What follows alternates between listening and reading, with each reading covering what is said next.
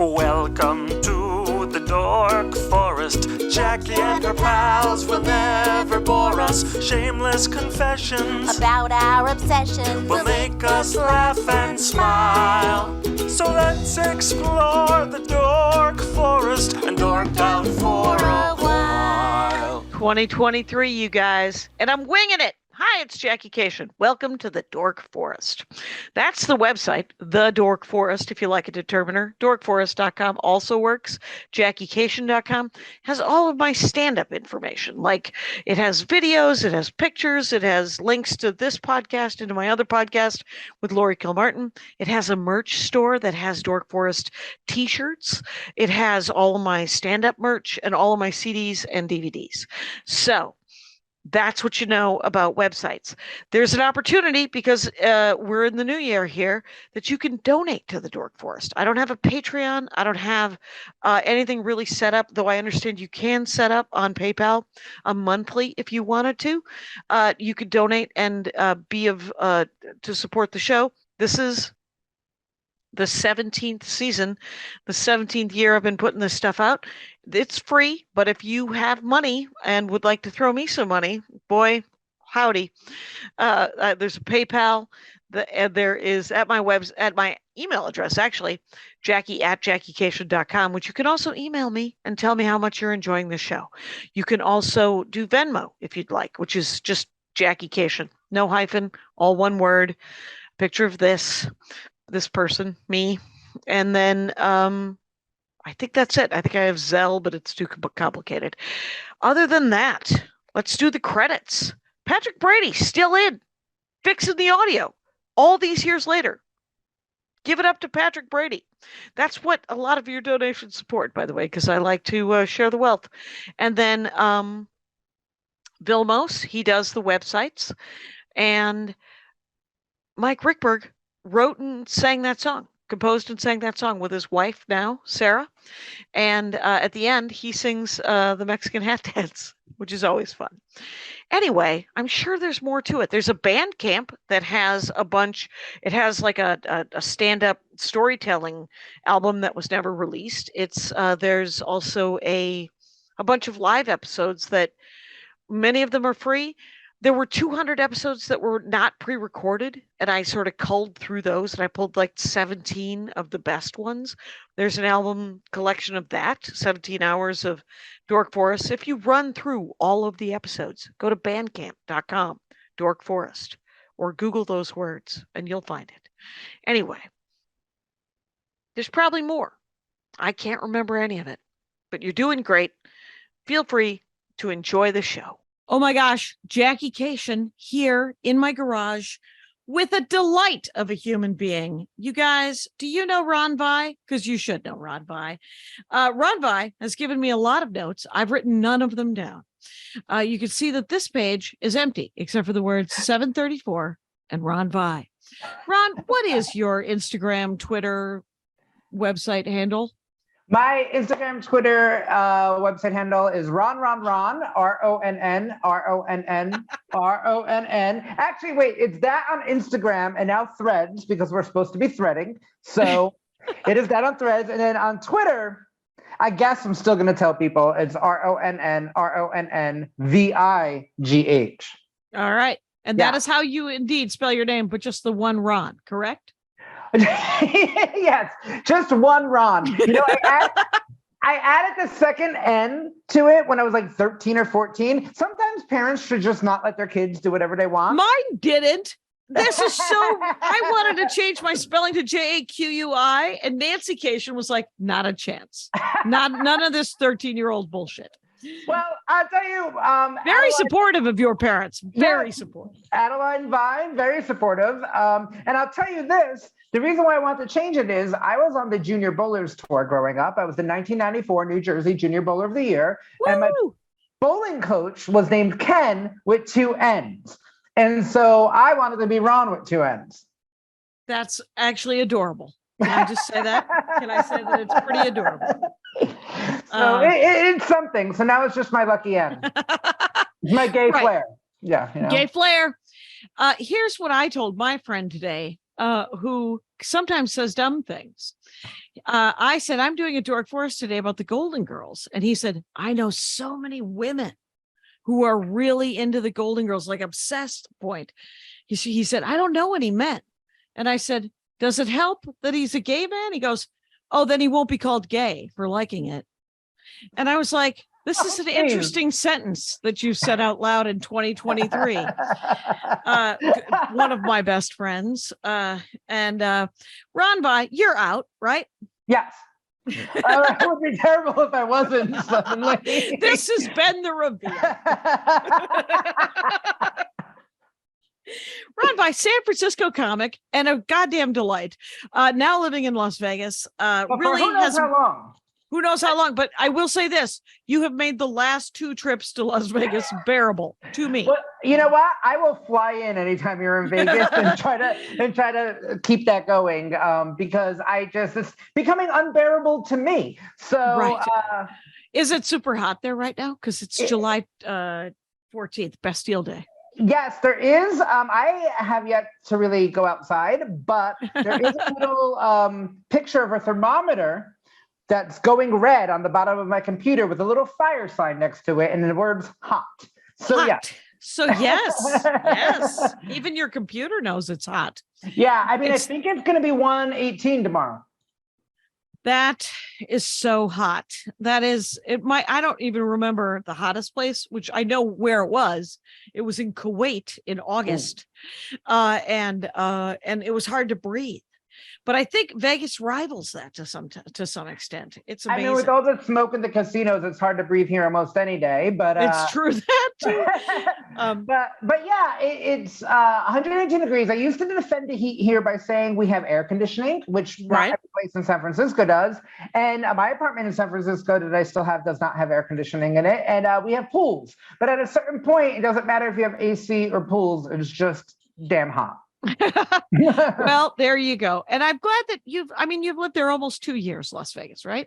Oh my gosh, no, August is 3 years. So it's yeah. So I say you've given it the old college try, my friend. I did. You did. You wanted to, but you really haven't found anybody to hang out with, right? On the regular. Luckily, you are partnered up. Nice yeah, but after a while, when we both kind of do work from home and stuff, unless I'm doing stand up, he's like, "No, go find someone, please." Right. Go play a game. Yes. And good things happen when I leave him alone. Like last night, I felt guilty about leaving. I just need to get out of the apartment, and when I came back, he made Yorkshire pudding. Wow, that is a dream come true, quite honestly. Andy makes a hell of a chicken popover, a tarragon chicken popover that makes me so happy every time he makes it. So last night he made the Yorkshire pudding with a roasted chicken, but Andy's just like combining them. Oh, real. Exactly. Yeah. And what it does is it creates a glorious thing that I call chicken bread. Chicken bread is just essentially, I make it not popovered. I just rip up like a loaf of rosemary. I've talked about this so many times. It's my dorkdom. Hi, Rangers. And and I just put it under a roast chicken on top of like a rosemary loaf of bread, like a garlic rosemary. And then all of a sudden you have bread soaked with chicken schmaltz that you eat in your face until you're told by your arteries to knock it off. Knock it off. Well, I love that you even make something. I don't make anything. And there's no cooking? Not for me. I'm actually banned from the kitchen close time. Which is it's not closed off. How does he you have an open area. We do. I just because he's like, get out, you're gonna make a mess, you're gonna break something. I broke our Dyson vacuum cleaner twice. Like he knows what's gonna happen. And I tried like years ago in our San Francisco apartment, which is a very typical long railroad apartment. I was in the kitchen. I think it was his birthday or something, and I said, I'm cooking for you tonight, and you're not allowed in because you're gonna micromanage. So no. And I tested it during the day and it was good, but now it was game time and I was getting nervous, and he's in the living room, which is all the way down on the other end. And here I go. I got my scallop because he likes scallops. I'm like, I can sear a scallop. And I put it on, and all I hear 5 seconds later from down the hall is, I don't know what you're cooking, but your pan is way too hot. Wow, this is a real superpower to be able to micromanage from at least 60 feet away. Good for him. Good for him. He knows what he's doing in the kitchen, and I do not know what I'm doing in the kitchen. I wonder if there's a nanny cam. That would be hilarious if there were a nanny cam. Okay. Yeah. Okay. I have to say that we've already been talking for 8 minutes, so we need to get to the Golden Girls. All right. I have seen a handful of episodes. I know that there's to do more. 5 old ladies. They are constantly talking about sex, and a couple of them are getting laid with old men. Is this correct? You're not wrong, except that you said 5 old ladies. There are 4 old ladies. Oh, shoot. I always think that there's a 5th. You know, that little one always makes me think she's 2. Well, there are a lot of other characters that come and go from this series. As a matter of fact, one thing that we will talk about at some point today is the lack of continuity in the series. Let us begin. Well, first of all, let us begin with the names of the characters. Maud. What is Maud? Well, Maud was Maud back in the 70s, right? B. Arthur, right? She was Maud back then. And in this, in the Golden Girls, she's Dorothy Spornak. Spornak. Yes. And Dorothy was married for 38 years before her husband Stan left her for a stewardess that he met. I did not know that he was. That's 38 years. Yeah, and Stan is always coming back. In fact, he usually knocks on the door, rings the doorbell, they open the door, and the catch line is, "Hi, it's me, Stan." And then Dorothy says something very cynical or condescending. Sometimes she just closes the door in his face. Matter of fact, the amount of door closings and faces on this show is amazing, and I wish we can do that in real life. Right, just a rudeness that is just epic. Oh, it's so inspiring. Oh, door closings. All right. Maybe if I were to write a script. Go ahead. So that's Dorothy. She's tall. That's Dorothy. Yes. So Dorothy is very tall, right? And in contrast, her mom is very short, but we'll get to that after we name the main girls, right? Right. So next we have Rue McClanahan, who was also in Maude as Vivian, I believe.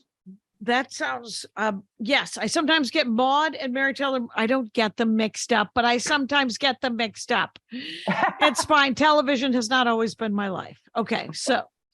And the funny thing is, I hardly watch any TV now. You asked me to name anything about modern TV shows, I wouldn't know nothing. But if there was some sort of college class to teach on the Golden Girls, I'm your guy. I'm your gay. I am your golden gay.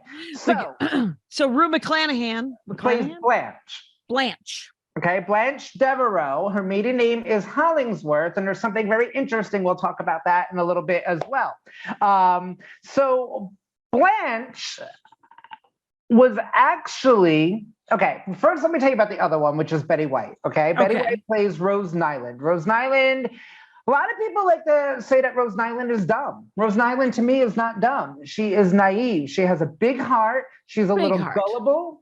Sure. She's from the small town of St. Olaf, Minnesota, which Umyaya. That's a real, that's the only thing I know about it is that that's their slogan at St. Olaf College or University. It's Umyaya. That's their slogan. I did not know that. Sure. There we go. I frankly didn't even know St. Olaf was a real, there's so many discrepancies in the show that we will talk about it at some point, but sometimes it's harder to know what is real and what is not real. I bet. And Rose, in one episode, Rose lives in a fairy tale world where she thinks Bob Hope is her father. Is Bob Hope on the show? He is on the show at one point. Oh my God. That's amazing. That's he is on the show. He appears at their talent show that they are running. This show has several episodes where they're running talent shows suddenly, or they're trying to randomly save a lighthouse that nobody mentioned for 5 seasons, and they're putting on another. There's no continuity. They just whatever these writers think up, they went for it. Now, here's the thing with the characters that Rue McClanahan and Betty White portray. B. Arthur, it said, did not want to do the show because she thought it was just going to be a repeat of Rue McClanahan playing Vivian from Maude and Betty White playing Sue Ann Nevins, right? And so they actually, because that's who they were supposed to play. So they... Oh, that was the plan. Yes. Yeah. And then the actresses actually asked about swapping, and they swapped the roles. And that's how Rue McClanahan played Blanche, who was often referred to as the slut, and Betty She White was hotsy totsy. She was hot to trot. She was. And then did Blanche ever, was she married for 38 years to anybody and then got divorced? very funny. Blanche was married to Charlie, wrong. Blanche was married to George. George died. And what's funny is... Yes, George died. Okay. George died, and they're living in the house that Blanche lived in with George, okay? Oh, that's where that's the setting? Okay, Yeah. it's So- Blanche's house. Yes, because Blanche needed roommates after George died. Okay, because George didn't have good insurance or something.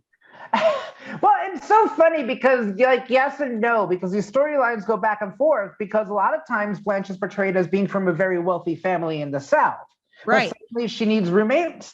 It's very odd. I don't know if you've been to the South, but really rich in the South, not that rich. Wow. Who just said that out loud? I'm just saying. Well, there is an episode where they go to the old mansion that Blanche grew up in. And so I think it's implied that they come from a wealthy family. And the head of that family, by the way, is known as Big Daddy. Oh, my God. All right. Okay. But anyway, so Blanche was married to George. George died. And there is a Okay. discrepancy in how he died. 2 different episodes, 2 different stories. Really? Yeah. Now, Sophia, of course, is the mom of Dorothy Spornak. Oh, that's right. The Is her Arthur, right? name Sophie Spornak? No, it is not, because Spornak is the married name. It is Sophia Petrillo. Trillo. Yes. So she's supposed to be Italian. Yes. Okay. Which is really funny because Estelle Getty, a lot of times in these books and stories that you read, she couldn't identify with the Italian part. She's like, why couldn't you just make her Jewish, you know? Yeah. But that is the setting. They talk about growing up in Brooklyn. That is apparently where they were from and where Sophia raised them. No, so she winds up coming in episode 1, but she wasn't supposed to be a series regular. Matter of fact, here's the thing, and we're going to talk about how the Golden Girls were way ahead of their time in many ways, is that they had a character called Coco in the first episode only. Okay. Coco was the gay chef. Okay. 1985, they're coming out with a new 1985, there's a series. gay chef. Yes. What There- was the previous gay? Was it Soap? Soap had, was it Billy Crystal's character? Yeah, who he on was Soap? gay. But I Yeah. don't know what year that was. It That felt like it was late 70s. 70s, early 80s. Okay.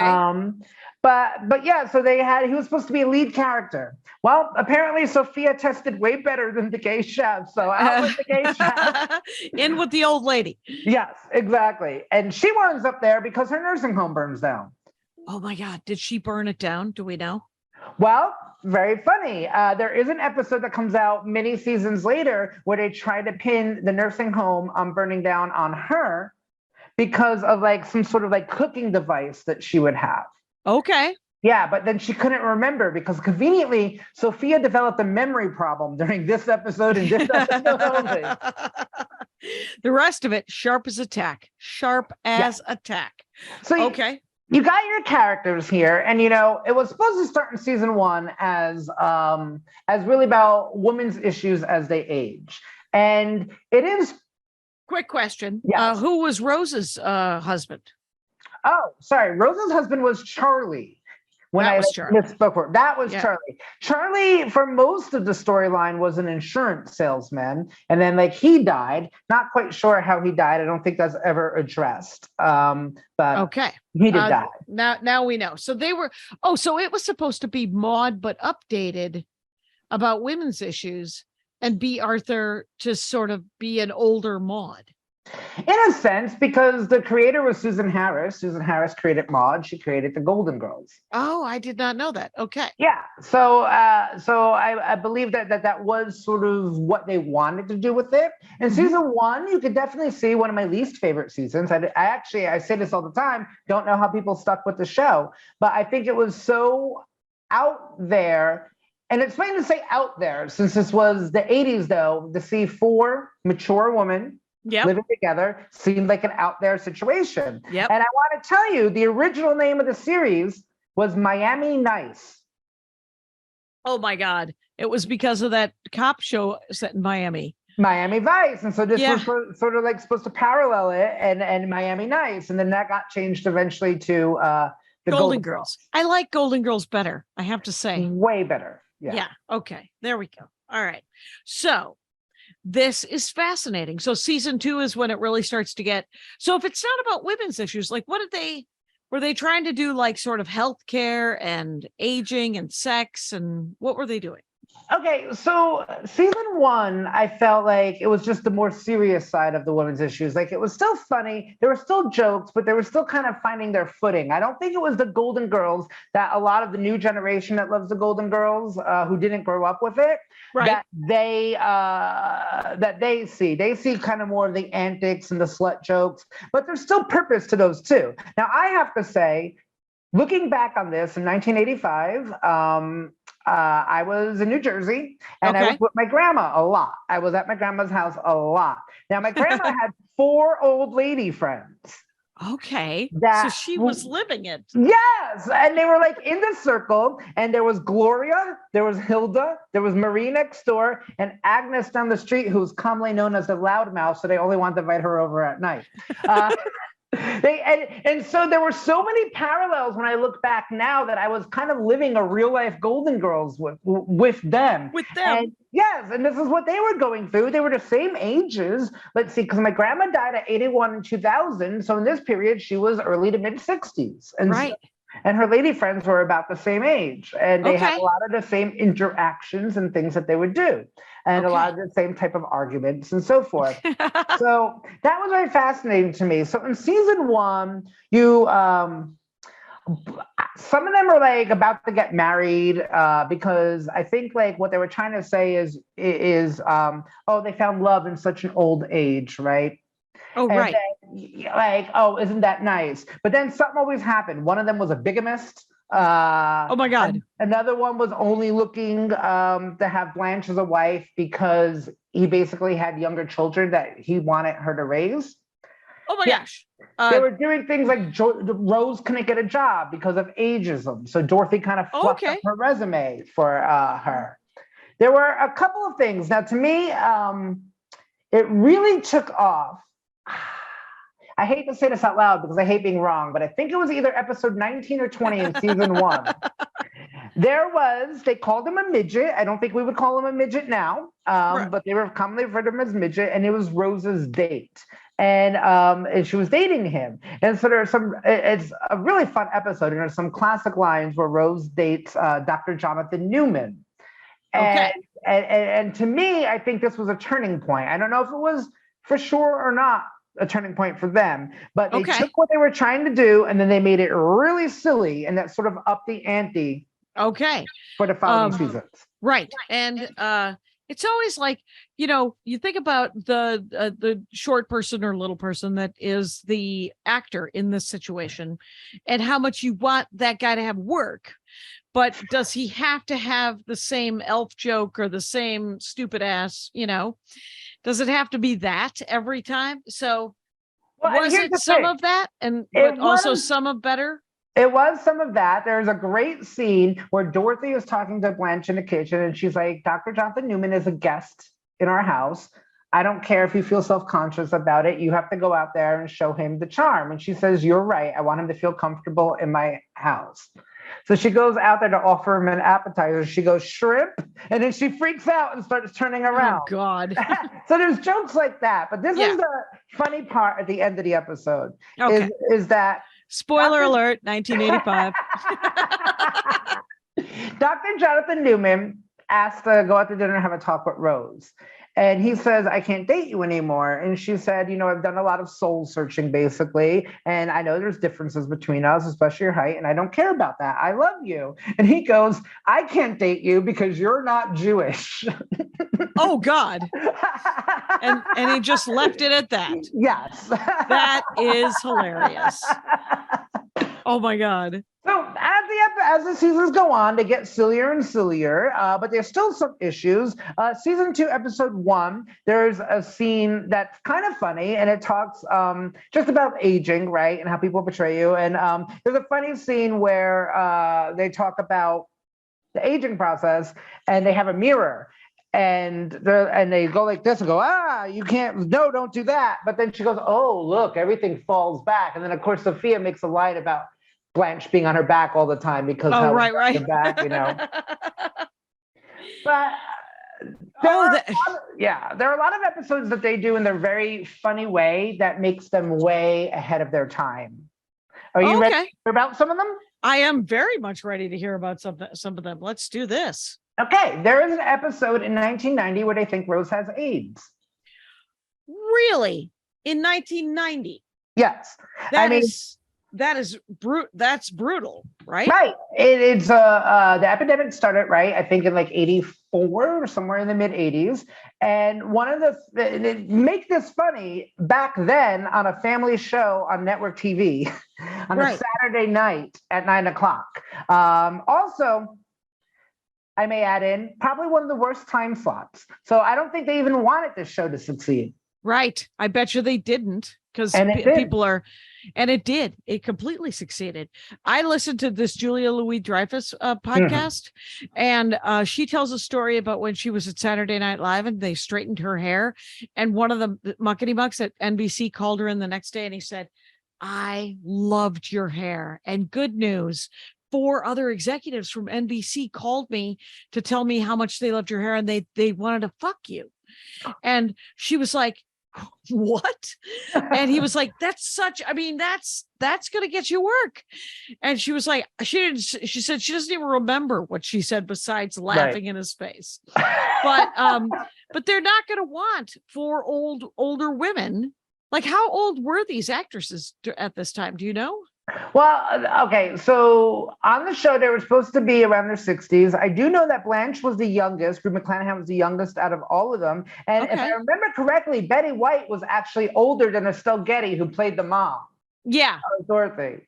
Yeah. So, the AIDS in 1990 is huge. It is huge. And they did a couple of things that they made a point, but they also tried to be funny about it. Like Sophia started marking like the cups with letters on them. And then Dorothy would be like, Mom, why are you drinking like out of that cup or whatever? And why are you doing that? And Sophia tries to cover up and they go, no, R's for regular, D's for decaf. But she was really making a Rose cup because she thought if Rose had AIDS, I could get AIDS. Right.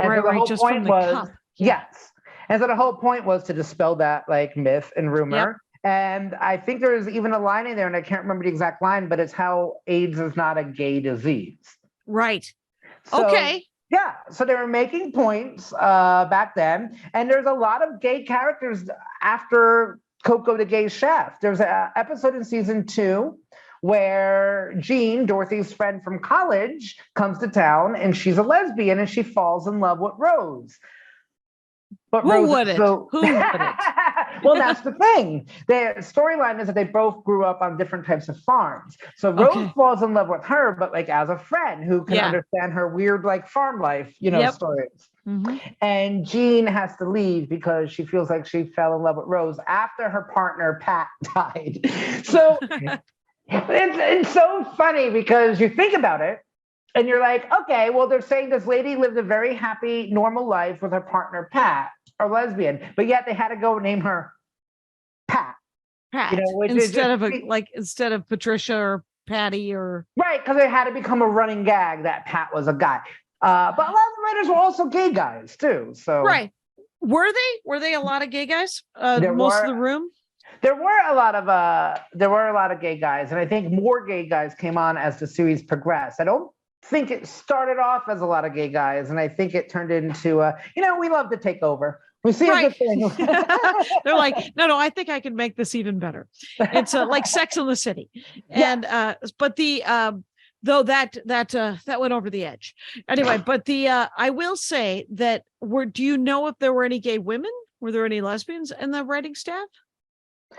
Ooh, I do not know if there were any lesbians on the writing staff. Yeah. I did do some research because there's so many big characters and I want to know where they went. And fascinating, I guess, is that there was a little character who was on for 1, 2, 3 seconds, maybe, called like Bobby Spina. And I think Bobby Spina wound up being a writer at some point on the show. I'm very confused about the process, but all I know is that there is currently a transgendered sort of actress and Who is, what does she do? I believe that was Bobby Spina. Oh, Bobby Spina is transgendered and transitioned into womanhood.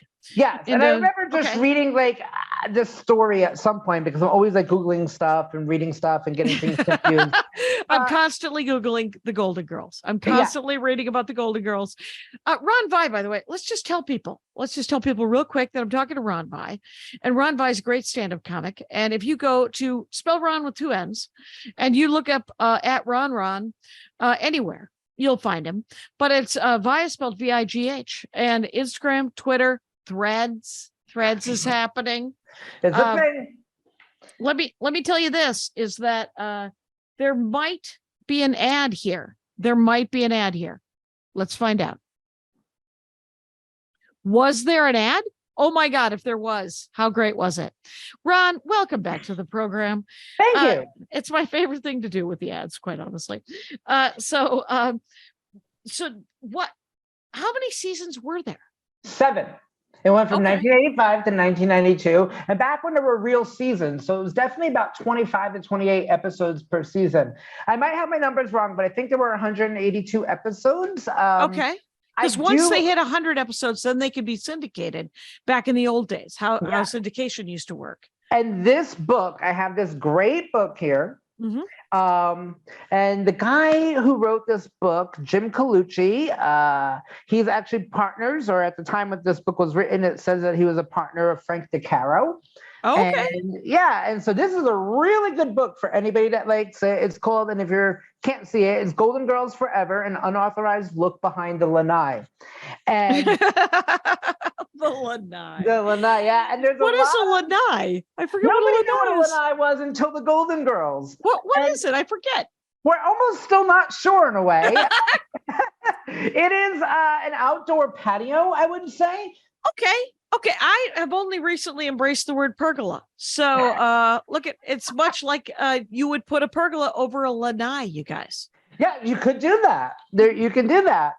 This does have a whole section dedicated to their 100th show. And what's nice about this is they break down episode by episode, and they often have people from those episodes interviewed in there. So like Edie McClurg, she was in an episode, and she basically, without saying it, talked about how Dorothy or B. Arthur was kind of a bitch to her. Everyone has a hard day. I bet you B. Arthur was a really good friend, but when she was in a bad mood, was super grumpy. Yeah, and it's like none of that like really matters, but you know, the gays, we love the gossip. So so this is a really interesting book and a good find. And what I have to say is that this book was given to me by a comedian. And I have lots of Golden Girls stuff that I would love to show you. And I would like to tell you, I don't like spending money on this stuff. Okay. I like a practical gift. I remember I had an argument with my mom one time because she said, "What do you want for your birthday?" And I said, "A hamper." And she said, "I am not buying you a hamper for your birthday. That's ridiculous." And I said, "I need a hamper." And I don't want to buy it. How about that? Yeah. So I don't like spending money on these frivolous things, but I don't have to because not only, so I think everything I got here that I'm about to show you is from a comedian friend. And some of them, I don't even know who sent them. They just show up at my place. Oh my God, that's hilarious. We got something like that we don't know who sent us. And it just showed up on the doorstep, which always makes you go, oh, that's right. My address. Okay. So, I'm gonna Everybody, clearly, you need to go to the YouTube channel for the Dork Forest and look this up. This showed up on our doorstep in a box. Interesting. And it is a dice tower. That's what it's called. See that Oh. hole down there? Oh, okay. That's where the dice come out. And you put the dice into his little beanie, into his little head right here. Ah. He's got a little yarmulke head. And there it is. There it is. And And you don't know who sent that. you have no idea, but it's like $100 item, $75 item. And it lights up. See the fire. Do you see the fire? Hey. Oh my It's- God. It's pretty great. And I'm going to turn it off so the battery doesn't go out. Okay. What are you going to show me? Well, What do you got? This got one some is, merch? This is one of the mystery ones. Let's see if you can see this clearly enough to identify what it is. Can you see that picture? That is a drawing of Blanche on top of a sandwich. Is that correct? Do I have that correct? That is correct. I don't know if this is what they were going for, but I like to call it the Rue McClanahan. Ladies and gentlemen, we're just gonna stop recording right now and walk. Oh my! So that showed up from a mystery person. I forget who gave me this, my but God. somebody sent Sophia's Judgment. It's like Oh, Altoid. they're mints, Judgment, yeah. judgments. Sophia's judgments. I believe this came from comedian Robert Berry. It's a Shady Pines mug. Shady Pines is the nursing home that burnt down that is referenced many Oh, times. there you go. That's where Sophia Yeah. started out. Okay. So when Sophia's about to say something wrong because of her stroke that she had, which is why she was in Shady Pines, the running gag is as soon as it's about to come out of her mouth, Dorothy glares at her and goes, "Shady Pines, Ma." And then that's like the running gag there. Let's see. Comedian Susan Thompson from Canada gave me this Golden Girls hat. That is a hat. Can you take it off of your head and bring it closer to the camera? Yes. There we go. Has it got all the different Golden Girls on it? Does it have It all of them? does have all Okay. the Golden Girls on it, including Sophia. And then we have the Golden Girls in space, another hat. Did they ever go to space? This is what it's really. They did not, but they went to the Bahamas in one episode. And Did they? What they season was did. that? Gosh, I don't remember. I want to say That sounds like a season- real 5th or 6th season well, kind I of want thing. to say season 5. And what's interesting is it's one of the discrepancies because Dorothy, turns out, has a fear of flying in this episode. Oh, really? Yes, but Did in we know season that? 2, well, in season 2, one of the Christmas episodes, they all leave at an airport for Dorothy to go to Brooklyn to see the rest of the family, and no fear of flying was ever mentioned in that episode. But speaking of flying, Golden Girls mask. Golden Oh my Girls God. mask, and let me tell you a weird story about this. I wore this on the plane, as you Yep, should. as you should. And I wore it to San Francisco. And everybody, when they see me come on board, they laugh. It brings a smile. Some of the flight attendants said, "So cute, right?" Yeah. Guess what happened? The 3 days that I was in San Francisco, that was when Betty White died. And I only had this mask. And then I wear it on the way back, and everybody's making sad faces. And Oh, oh my crying. God. So That is insane. I've got 2 people give me magnets, the same Oh, magnet. say magnet. Yep. I love the silence there. 2 people gave me the magnets, and then the tiniest amount. I'm extrapolating. I'm reading into it. A little bit of bitterness. The same magnet. Magnet stores do better. Make more. Jill Marigo's comedian gave me this Golden Girls change purse, which I use all the time. Oh, a nice little Golden Girls coin purse. Oh my gosh. I keep my credit cards and my casino cards in it. Oh, there you go. And so and then I'll tell you, I love all this stuff and I'm grateful for everything that people have given me. Some things that I don't have here. I wrote a list of the things that I just don't have on me. Wow. We're about to get into a Ronn Vigh Amazon wish list. Let's hear it. Let's hear it. No, these are things, okay, I don't have it. I threw this out, but a comedian friend of mine gave me a Golden Girls chia pet. Oh no, nobody should give you a responsibility. Yeah, not a puppy, not a chia pet. No plants, no animals. There you Listen, go. And one day during the pandemic, when we couldn't go anywhere, we did the pandemic special, which was we started the Sophia Chia Pet and we made banana bread. And Okay. Does Sophia make banana bread? so no, but like that's what everyone was doing during the pandemic. We were making banana bread. Right, and, right. like, We were making banana bread. I have to say that I was once, and it still haunts me, given a $25 gift to something called Kiva, which is Kiva. It is you invest in people's businesses in South America. Well, what that is an ongoing responsibility. I give $25 to some nice lady who wants to start a dry cleaner or has decided that she's gonna be a baker or whatever she's doing. And then months later, I get a notice, hey, she paid that $25 back. Who do you want to give it to now? I'm like, I don't want to give it to anyone. I want you guys to figure out. And so don't give people gifts that it is a chore.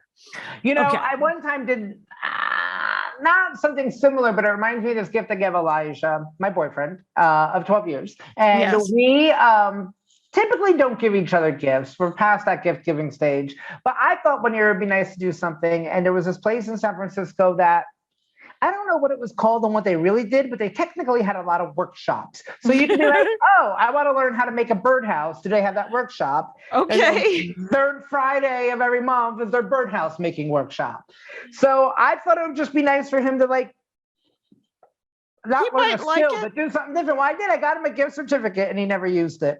Right. Because you're like, you could go and take a class on anything. It doesn't have to be birdhouses. Right. It doesn't have to be like anything to benefit like that. I mean, it would be nice if you could make our own coffee table, but you know, but I won't tell What you just though, happened there? You did just give him a task. I did. Comedian Sandy Stack gave me these fabulous things. They are Golden Girls pajama pants. Oh, those are they cozy? Are they cotton? They are 100% polyester. That's where it all falls apart. Okay. Now it's just for the gag. And I will tell you the best gift to me is a homemade gift because when somebody takes the time. That's Rue McClanahan. Mhm. Whoever gave you that was an amazing gift. Okay. Yes. And we have this. Vicky Barbalak, comedian, gave me this. And she made a whole trivia game for me. She took the time to write questions out on an index card. And to me, that's the best gift because you took time out of your day to do this. Right. And then if I drop shift you like a coffee table that has Betty White's face shellacked onto it, that's not as much, that's too much. Yes. It's just really nice. And then I answered all the questions in about 20 seconds. And she went, shit, I need to make that harder. But it doesn't matter. Like somebody took time out of their day to do something. What are some of the questions? What is the hardest question? Did you have any problem with any of them? I did not. And then I did not. But there's one where it said, where do the Golden Girls live? And I said, do you want the city or the street address? And she goes, shit, you know the street address? What is the street address? I just put Miami. They lived on Richmond Drive. And it's mentioned once when Sophia loses her glasses. And so she knocks on the door and she's like, is this like 5421? Oh God, I think I screwed up those numbers. Richmond Drive or whatever. Yeah. That's the only time that you hear about it. And coincidentally, that is the episode where it's introduced that they live next to Harry Weston from Empty Nest and his daughters. Oh my God, that's so funny. So Bob Hope was on an episode of The Golden Girls. Yes, he was. They had a lot of people. Burt Reynolds was on The Golden Girls as well. Was he of an age? Or was he... Oh, we just finished watching all of Gracie and Frank. Frank and Gracie. Yeah. And because my mom-in-law lives with us and it's really good. And so Jane Fonda dates, who's the famous actor with the big eyebrows from the OC? Okay, someone's yelling at their television right now, or their iPhone. You know who I'm talking about, but she dated him for I think she might have even got married to him. I feel bad. So do you recommend Frankie and Grace? Because I do actually. You might actually love it. Frankie and Grace has wound up on my Netflix that I download to watch when I'm on a flight, and somehow they never make the cut. So now that you recommend it, they will make the cut next time. Right. There are some episodes that are super funny, and it's a comedy, but it's not played for laughs always, right? Like there's no laugh track, and it's not Baron Vaughn's in it. Oh, that's always fun. Okay, yeah. He's great. Well, and so, see, on the flip side, the Golden Girls, and I guess this is a question as a comedian too, it was always played for the laugh. So sometimes the laugh was at the expense of what they were getting at. It was like calling Blanche a slut or senile old lady or age jokes or fat jokes. There are a lot of fat jokes in there, right? Are there? So, yeah, go ahead. I was just like, so you look back at it now, it was the 80s, it was 85 to 92, but it was a sitcom, and the episode, and it was go for the laugh, you know? Right. And there are some things that I think they say now then that we couldn't actually say now. Right. So in some of the episodes or some of the parts of episodes don't hold up, is what you're saying. Well, it's funny. There's a lot of timely references, and sometimes even references that I don't even know about political campaigns or political figures. There's even a Harvey Milk Twinkie defense reference. Oh my God! Right, because that happened. When was Harvey Milk killed? Late 70s, I believe. Yeah. Peter Gallagher, by the way, is who I'm thinking of from the OC. I don't know who that is. There's some closure. He was very handsome, and then he's a craggy looking old dude, which is one of the best ways for dudes to go. Because it's kind of nice when because dudes age and they get craggy, and you're like, oh, that's all right looking. Women get craggy. You have to have met them when they were craggy. Anyway, so. Bob Hope. Bob Hope was in this episode. Good work, resting power the reins back, because I will weed off. And me too. When you were here, way to go. Elijah was like, I've never seen so many more conversations in one conversation, because you and I would just go off into another world. And poor Elijah just sitting there trying to either soak it in or tune it out. And, he's 12 years. He's done a lot of soaking. He's done a lot.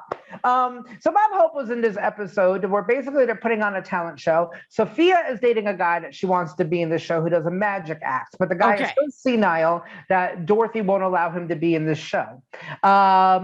Dorothy. Rose is like, we can get Bob Hope. She tells everybody we're going to get Bob Hope. The whole ladies auxiliary club that they're helping put on the show for is thrilled. And then Dorothy's pissed off because it was a pipe dream. She's like, Bob Hope is not your dad. I don't know what made you think that. And it was a little stretch of a storyline to get to that point, right? Yeah. Well,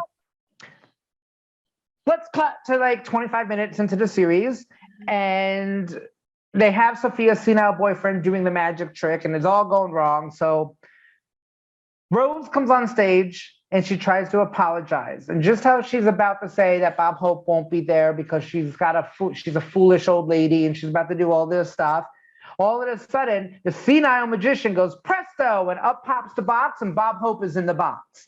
Oh my God. And the whole thing is that they were old vaudeville partners, the senile magician and Bob Hope. And then Bob Hope does jokes. He does a 3-minute monologue on the Golden Girls. Oh my gosh. Holy smokes. And this is, in 85, he was still out and about to some extent. I remember in LA, he used to go to Bob's Big Boy late at night just to sort of glad hand, sort of a soap dish. You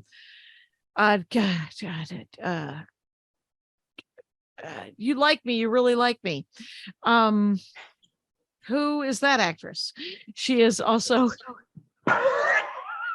this whole podcast is the singing nut. The whole podcast for 17 years. Name this actress. She was in The Singing Nun. The whole podcast. Julie Andrews? No. She was in. But Bert She was with Burt what's his face in the car movies, Smokey and the Bandit. Okay. And there's no point to this story anymore because I've forgotten the original. You know, Ronn Vigh, can I tell you that I've recently decided that I'm willing to tell people that I've been an idiot my entire life rather than admit that I might have some aging issues. It doesn't. I think I have a little bit of both. I mean, you should. I don't know if this happened before or after you were in town, but Elijah is pretty much living with a 90-year-old lately. Not too long ago, he goes, "Hey, I just found a tennis ball in the refrigerator." What? And why? Because I put that in a refrigerator. And You put must have something in been the holding refrigerator it somewhere else. Yeah, I bet you were holding it and you wanted to grab the thing that was there. So you just sort of put it on the shelf and grab the other thing and then didn't pick up the other. Oh, that's it's interesting that I can completely see why you would have done that.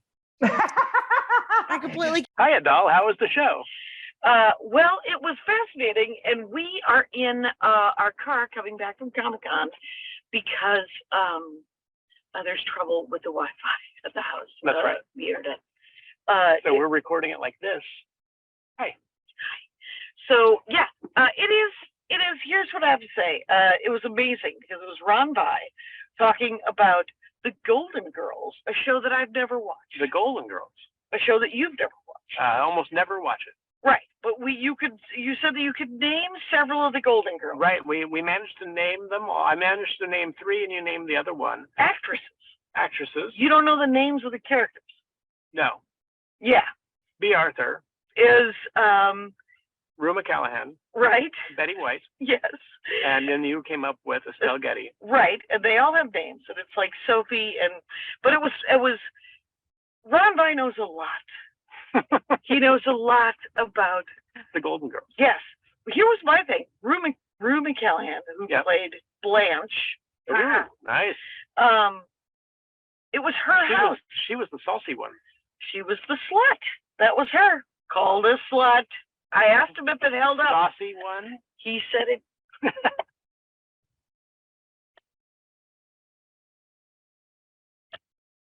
Woodpecker? I don't know what that is. That was a strange sound. It's coming from the electronics, though. It's coming from inside the house. It's coming from inside the house. All right, well, here's God knows what it is. Okay. It's an amazing episode. Amazing episode. We never Ronn watched Vigh it. talking about The Golden Golden Girls. Yes. That we don't know anything about. But And then- now you do. And he has trinkets. And now What? I know more. He has And trinkets? He has many, Rue McCallaghan, Betty White. Wait a minute. They shot it in Rue McCallaghan's house? Wait a minute. I have to go back a little bit. I don't know what to do about this pounding. Don't worry about Maybe Patrick could fix it. it. It's gone now. Keep talking. Here's the scoop. This phone bonus says a beat, you guys. And I'm going to tell you that Rue McCallaghan's dead husband, it was their house when George died. Okay. And George died a couple of different ways in continuity. They didn't care because it was a sitcom from the 80s or 90s or whatever. Right.